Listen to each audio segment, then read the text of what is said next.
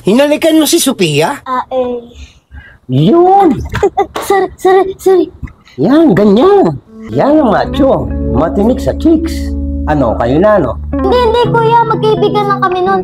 Pero bakit ganun, kuya? Hanggang ngayon, nararamdaman ko pa rin yung paghalik ko kay Sophia.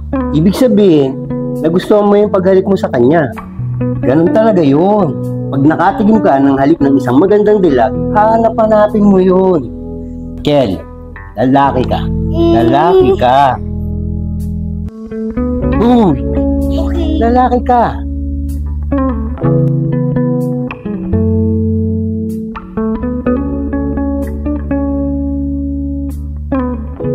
Hoy! Anong ini-emote-emote mo dyan? Ano naman kung maging lalaki ka? Bagay naman kayo ni Sophia. At saka, boto ako sa kanya! Chef!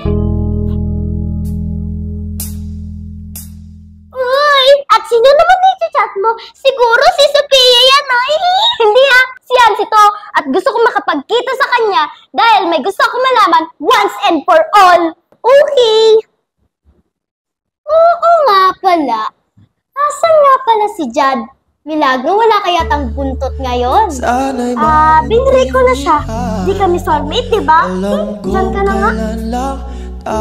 Soulmate ka dyan. Ngunit parang sa'yo ayaw nang lumayo. Ipagpatawad mo, ako may naguguluhan.